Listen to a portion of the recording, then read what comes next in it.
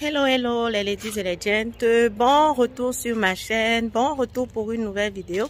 C'est un réel plaisir pour moi de vous retrouver dans une nouvelle vidéo où nous allons partager, comme c'est déjà l'habitude ces derniers temps, des sujets que nous rencontrons en tant que chrétiens qui parfois ne sont pas évoqués mais qui sont importants, n'est-ce pas? Aujourd'hui, le titre de la vidéo, comme vous avez pu le voir, c'est quand Satan veut empêcher ta percée. Qu'est-ce qui arrive? Qu'est-ce qu'il met en place pour empêcher ta percée? C'est de cela qu'on va discuter dans cette vidéo. Donc, si tu es prêt pour en savoir un peu plus sur le sujet, ne perdons pas plus de temps et allons-y!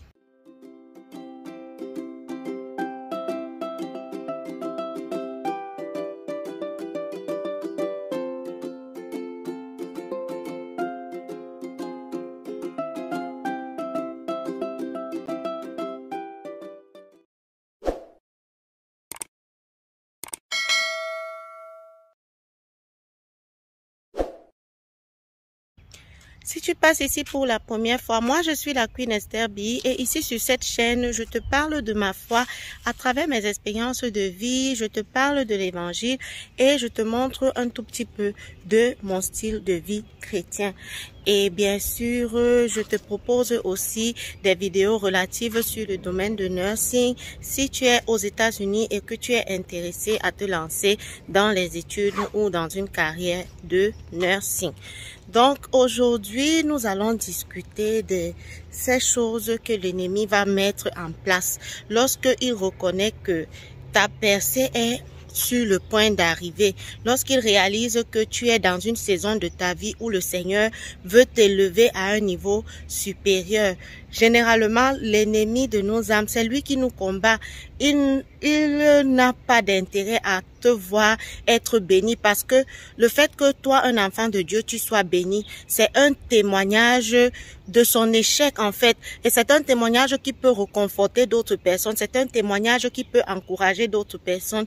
Et franchement, le diable n'a pas d'intérêt à ce que tu sois béni. Et c'est pourquoi lorsque ta bénédiction approche, lorsque ta percée est en train d'être préparée, il va mettre en œuvre un certain nombre de choses pour que tu ne puisses pas l'obtenir, pour te maintenir dans la misère, pour te maintenir dans une forme de retard ou d'esclavage. Et là, quand on est des chrétiens, mais que nous n'avons pas des vies qui témoignent fortement de Dieu, le diable gagne du terrain. C'est pourquoi la Bible dit, et ça c'est vraiment mon verset favori, et je crois que je l'ai déjà cité à plusieurs reprises sur la chaîne, ils l'ont vaincu par le sang de l'agneau et la parole de leur témoignage. Non seulement Jésus-Christ à la croix a eu la victoire sur le diable, mais la parole de notre témoignage vient encore sceller cela. Et c'est pour cela qu'en tant que chrétiens, nous devons, comment je peux dire ça, nous devons rechercher d'avoir des témoignages. Nous devons laisser la place à Dieu d'agir dans notre vie pour nous accorder des témoignages. Parce que c'est à travers ces témoignages-là que d'autres personnes vont comprendre qui est notre Dieu, que d'autres personnes vont réaliser que notre Dieu a une grande puissance, une grande force et beaucoup de personnes pourront être gagnées.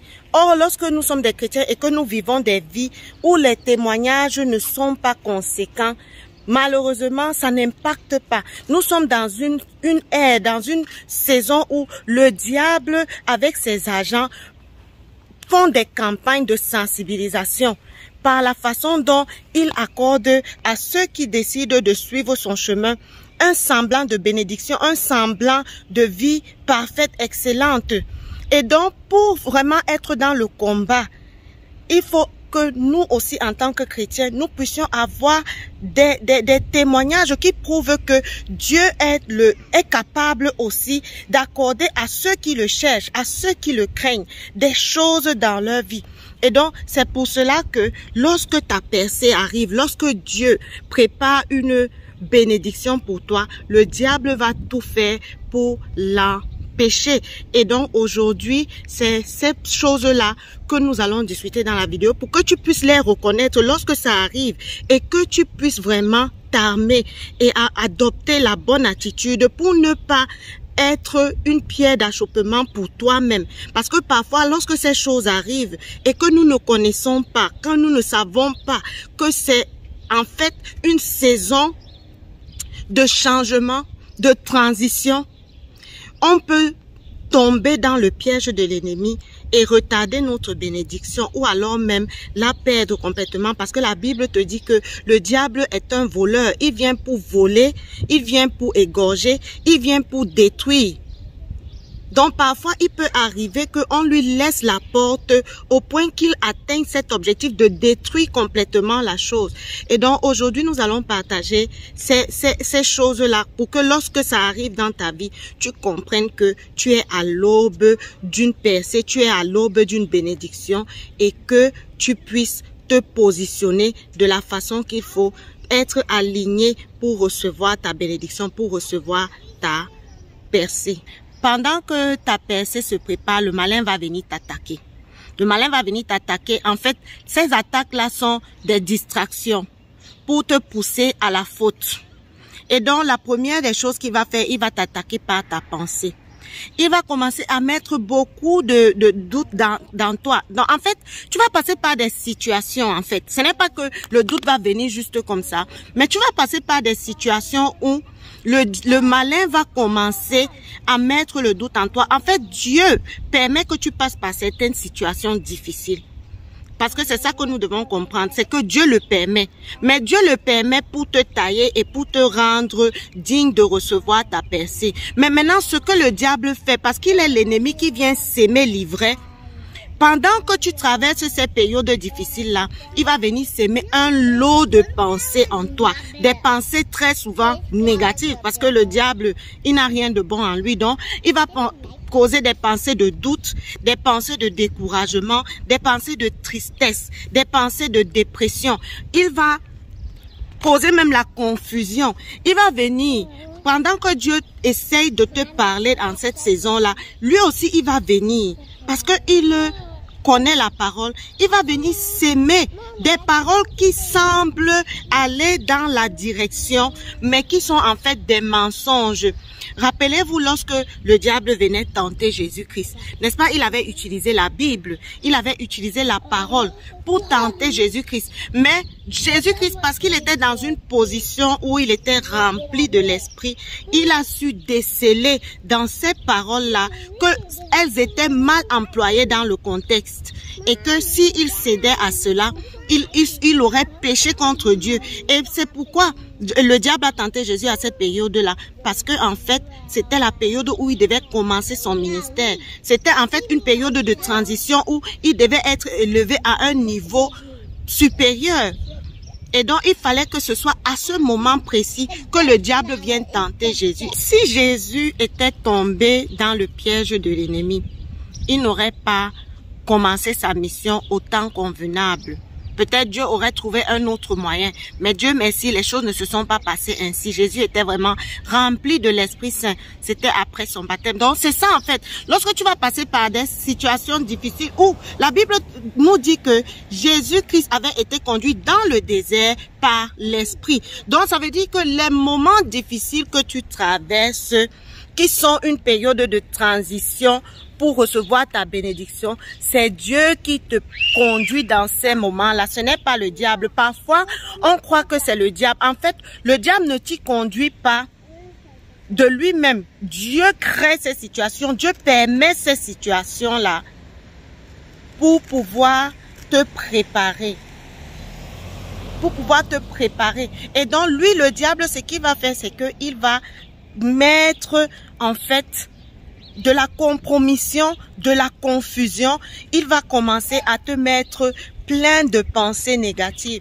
Quand tu passes par des situations négatives, si tu as déjà eu cette expérience-là, tu vas comprendre ce que je dis. Ton esprit sera bouillant, ta pensée sera remplie, tu auras tellement de pensées que tu ne sauras même pas qu'est-ce qui est de Dieu, qu'est-ce qui n'est pas de Dieu. Il va vouloir t'embrouiller de façon à ce que tu ne réalises même pas. Il va te remplir des pensées de découragement, comme je l'ai dit, de peur, de peur, de peur. Parce que parfois, au fond de toi, tu sauras que le Seigneur est en train de préparer quelque chose pour toi. Mais après, tu vas commencer à douter. Après, tu auras peur. Après, tu auras le découragement parce que parfois, c'est difficile. Qu'on ne se le cache pas, c'est difficile de passer par ces situations-là. Mais tout ce que je peux te dire, c'est de tenir bon et de chercher la présence de Dieu. La parole te dit que c'est dans le calme que sera ton salut. C'est dans le repos que sera ton salut. Tu dois aller dans la présence de Dieu pour que le Seigneur fasse taire en toi tous ces flots de pensée. C'est ce que David disait dans le psaume 94 au verset 19. Il dit, quand des pensées s'agitent en foule au-dedans de moi, des consolations réjouissent mon âme. Donc, en réalité, lorsque tu passes par cette période où ton âme est remplie d'une foule de pensées qui t'accablent, tu as comme l'impression que tu n'as pas la possibilité d'arrêter ton cerveau de tourner, de penser plein, et tu te sens confus. La Bible dit que ceux qui tournent leur regard vers le Seigneur ne seront point confus. Tu dois donc aller dans la présence de Dieu et Dieu va faire taire toutes ces pensées-là, ramener le calme comme lorsqu'il avait calmé la tempête. Et tu pourras maintenant avoir plus de clarté pour savoir ce que Dieu attend de toi dans cette saison-là. La deuxième chose que le diable va essayer de faire lorsqu'il veut empêcher ta percée, il va s'attaquer à ton identité. Il va commencer à vouloir te faire douter de toi-même, vouloir te faire douter de ta qualité de chrétien, vouloir te faire douter de tes capacités, vouloir te faire douter parce que quand la percée arrive, le Seigneur t'a déjà donné une idée en fait de ce qu'il prépare à faire pour toi. Tu vois, donc tu sais, tu as une idée que le Seigneur est en train de préparer quelque chose pour toi et c'est quelque chose de grand. Mais le malin, donc quand il vient, il commence à attaquer ta destinée et te faire croire que tu n'es pas digne d'être cette personne que le Seigneur peut utiliser. Tu n'es pas assez grand, tu n'es pas assez fort. Je ne sais pas si vous connaissez l'histoire de Gédéon. Pour ceux qui connaissent l'histoire de Gédéon, ils peuvent comprendre. Gédéon, d'une certaine manière, le malin était en train de s'attaquer à son identité, lui faire croire que, mais toi tu es qui pour que Dieu puisse venir te choisir? Tu fais partie d'abord de la plus petite famille, de la plus petite tribu d'Israël. Tu es le dernier de ta famille. Vous voyez ce genre de choses. Le malin va même venir se servir de tes fautes passées, de tes erreurs passées, pour te faire croire que tu n'es pas digne. Parce que dans le passé, tu as fait telle ou telle chose. Te faire croire que Dieu ne t'a pas pardonné, alors que tu sais au fond de toi que Dieu t'a pardonné et que ton péché a été effacé. Il va essayer de faire tout pour que tu commences à douter de ton identité. Et si tu tombes dans ce piège, tu as ouvert la voie. Parce que si toi-même tu doutes de Dieu, de ce que Dieu est capable de faire, le Seigneur ne peut pas agir avec une personne qui est irrésolue. Et c'est en fait ça que le diable veut créer en toi. C'est te sentir incapable et de ne pas t'aligner à la volonté de Dieu. Parce que tu dois être aligné. Nous marchons avec Dieu en partenariat. Donc si toi tu doutes, dans le doute, Dieu ne peut pas agir. Et c'est pour cela que lorsque ta percée approche, prends le temps de regarder. Si tu regardes bien, tu te rends compte que tu es en train de beaucoup douter de toi. Il y a des personnes qui sont en train de te sortir des paroles pour te ramener dans le passé, pour te rappeler tes erreurs passées. Sache que le diable est en train de les utiliser. Surtout quand le Seigneur t'a parlé au préalable, qu'il est en train de faire quelque chose. Sache que c'est le diable qui est en train de les utiliser pour te faire douter de ton identité et donc tu ne dois pas céder à cela. Tu dois pouvoir répondre par la parole. Rappelez-vous, aujourd'hui nous allons vraiment prendre le cas de la tentation de Jésus pour beaucoup d'exemples. Quand le diable est venu tenter Jésus, il lui dit, si tu es le Fils de Dieu, le diable va venir te tenter et il va vouloir à certains moments te faire prouver quelque chose. Il va aussi passer par là. Si tu es le Fils de Dieu, fais ceci, montre ceci. Si tu es un enfant de Dieu, tu ne peux pas te comporter comme ça, tu ne peux pas agir comme ça. Et pourtant, c'est dans ça que Dieu t'attend. Dieu t'a donné une parole. Et il met des personnes qui commencent à douter, qui se disent que est-ce que c'est vraiment Dieu qui t'a parlé? Et quand quelqu'un te dit ça, toi-même le doute entre en toi, tu commences à te poser la question de savoir est-ce que c'est vraiment Dieu qui m'a parlé? Parce que quand Dieu veut faire quelque chose avec toi, c'est une chose unique. Et parfois, les gens autour de toi n'ont pas encore vu cela. Et du coup, leur intelligence ne leur permet pas de comprendre ce que Dieu veut faire. Et ils commencent à douter et se disent que est-ce que c'est vraiment Dieu? Mais en réalité, quand ces paroles-là sortent, ça ne vient pas d'eux. Ça vient du diable. Rappelez-vous lorsque Jésus disait à ses disciples qu'ils devaient aller mourir. Les Juifs, eux, ils savaient que le Messie va venir pour établir son royaume. Mais celui que nous on croit que c'est le Messie, je ne sais pas si c'était Jean ou si c'était Pierre, mais je pense que c'était Jean.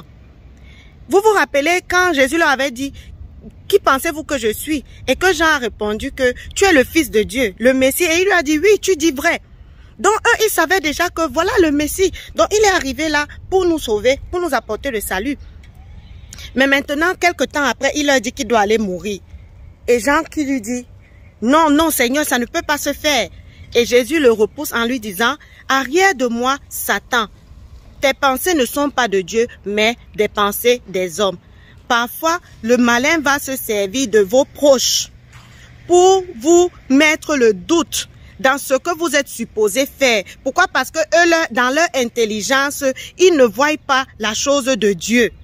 Et pourtant, Dieu a des voies multiples. Dieu se sert de plusieurs manières pour établir son règne, pour établir sa gloire. Mais toi, tu as reçu la parole. Et quand tu pars parler aux gens, eux, ils te parlent d'autre chose. Ils te disent que peut-être tu t'es trompé. Pourtant, tu as eu cette conviction et cette paix que le Seigneur veut t'utiliser de cette manière-là. Il faut faire très attention. Rentre dans la présence de Dieu. Pendant la période où le Seigneur est en train de te préparer, si tu te rends compte qu'il y a beaucoup de doutes qui se lèvent et qui commencent à te mettre dans la confusion, rentre dans la présence de Dieu. Ferme tes oreilles aux hommes parce que ce n'est pas l'œuvre des hommes, mais c'est l'œuvre de Dieu. La troisième chose par laquelle le diable peut t'attaquer, c'est par tes rêves. Le diable va utiliser beaucoup tes rêves, soit pour te donner des fausses visions, soit il va venir t'attaquer dans les rêves. Je crois que vous devez déjà savoir comment est-ce que les attaques se manifestent dans nos rêves. Parfois, on vient te nourrir dans les rêves. Parfois, on vient avoir des relations intimes avec toi dans les rêves. Ce sont des attaques. Ce sont des attaques. Parfois, tu manifestes la paralysie du sommeil. Ça veut dire que tu es en train de dormir et tu es en train de subir une oppression sur toi, mais tu as l'impression que tu n'arrives pas à te réveiller. Tu n'arrives pas à bouger, tu n'arrives pas à réagir. C'est la paralysie du sommeil, ce sont des attaques. Généralement, tu vas subir ce genre de choses lorsque Dieu est en train de te préparer. Pourquoi? Parce que le diable veut s'aimer en toi la peur. Le diable veut faire tout ce qu'il faut pour t'empêcher de manifester cette bénédiction et cette percée-là. Et donc, parfois, lorsqu'on vient te nourrir dans les rêves, c'est pour t'empoisonner. Et on l'a dit dès le départ, il vient pour voler, détruire et égorger. Ça veut dire que s'il ne peut pas voler, il va même chercher à te tuer. Quand on te nourrit dans les rêves, on vient pour t'empoisonner ou causer des maladies en toi. Quand on vient avoir des relations intimes avec toi dans les rêves, c'est pour voler. Vous savez que la sexualité a un caractère très sacré et il y a un transfert d'énergie. Et donc quand ces choses-là arrivent, c'est qu'il vient pour voler quelque chose que le Seigneur a mis en toi et qui est nécessaire pour ta percée et pour ta bénédiction. Et quand tu te rends compte que tu subis des attaques dans le rêve, il faut que tu te lèves. Ne prends pas ça à la légère. Tu ne dois pas rester et commencer à faire juste des simples prières, non. Tu dois prendre autorité, tu dois déclarer que ton corps est le temple du Saint-Esprit. Tu dois déclarer que toute arme forgée contre toi est nulle et sans effet. Tu dois déclarer que le Seigneur t'a donné pour portion, quelles que soient les choses que tu pourrais prendre, même si ce sont des breuvages empoisonnés. Cela ne te fera aucun mal. Parce que c'est ta portion. Tu dois prendre autorité dans la prière lorsque ces choses arrivent. Les rejeter, ne pas t'associer, ne pas accepter. Déclarer sur toi le sang de Jésus-Christ qui te purifie, qui te sanctifie.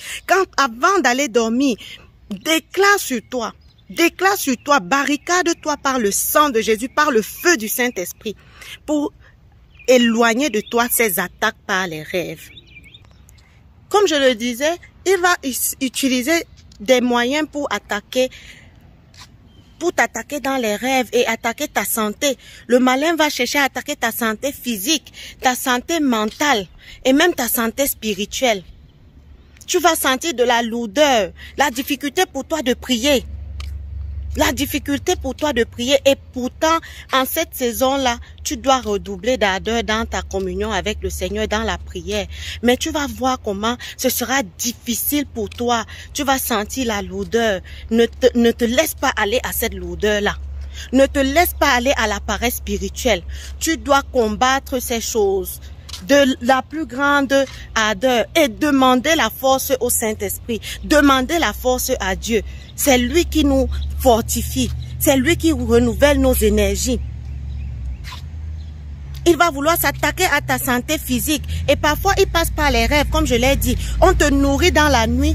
Et après, tu te réveilles. Tu commences à te sentir mal. Tu ne sais pas ce qui s'est passé. Parfois, il va s'attaquer à ta santé physique par d'autres moyens. Il y a plusieurs moyens par lesquels le diable peut s'attaquer à ta santé physique. Mais toujours est-il que lorsque ta percée arrive, le diable va forcément vouloir t'attaquer.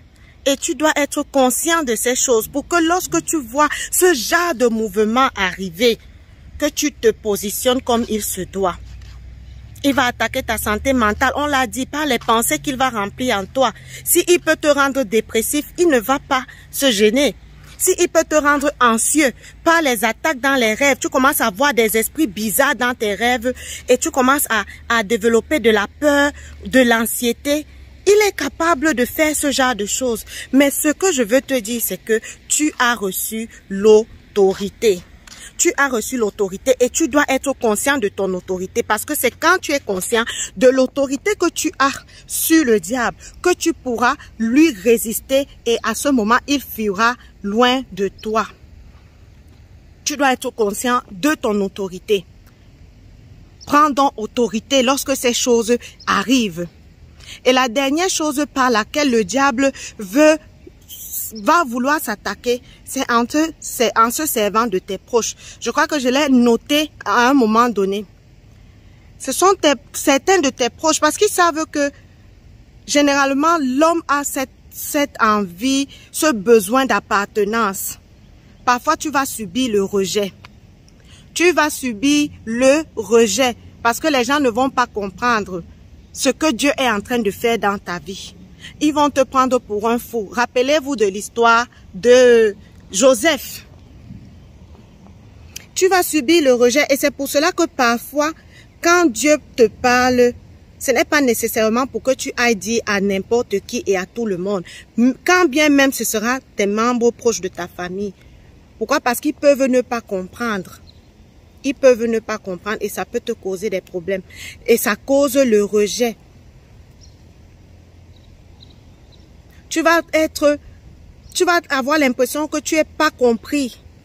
Tu n'es pas compris. Pourquoi? Parce que c'est ta destinée. Elle est unique. Le Seigneur veut faire ces choses avec toi. Ce n'est pas aux autres qu'il a parlé. Donc eux, ils ne peuvent pas comprendre les révélations que tu as reçues. Eux, ils ne peuvent pas comprendre ce que le Seigneur met dans ton cœur.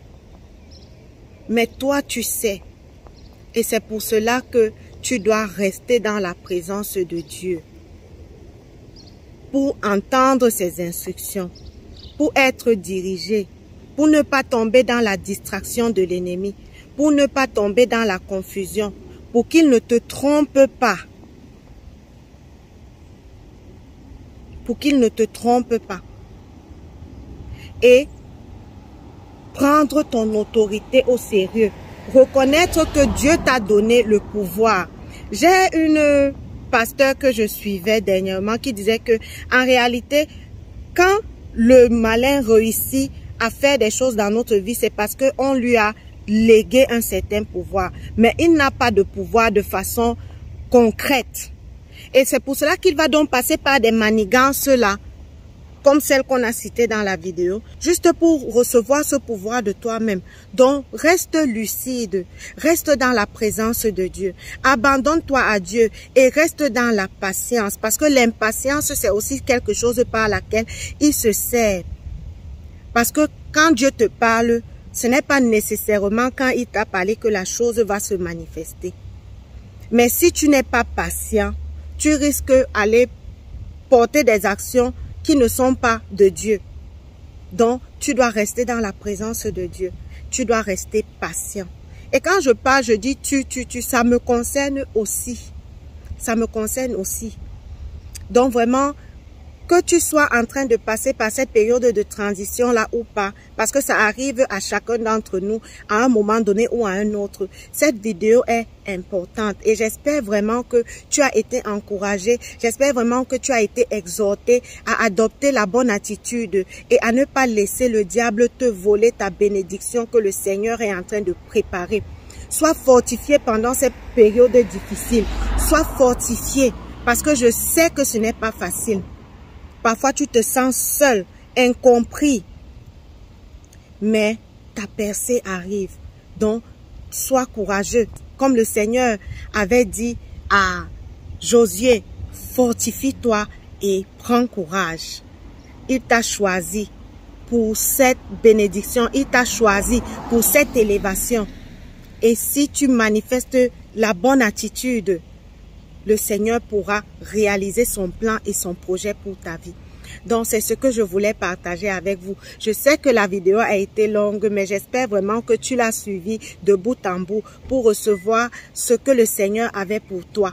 Je remercie tous ceux qui ont regardé la vidéo dans son entièreté. N'hésitez pas à commenter, à me laisser savoir ce que vous pensez du sujet. Donnez-moi aussi d'autres exemples parce que j'ai cité des exemples, mais la liste est exhaustive. Ce n'est pas la totalité, mais c'est ça qui m'est venu parce que tout ne peut pas être dit juste dans l'espace d'une vidéo. Donc, n'hésitez pas vraiment d'interagir, de laisser des j'aime, mais aussi de partager. Il y a des personnes qui ont besoin de comprendre et de connaître ces choses pour laisser l'œuvre de Dieu être manifestée au travers d'eux.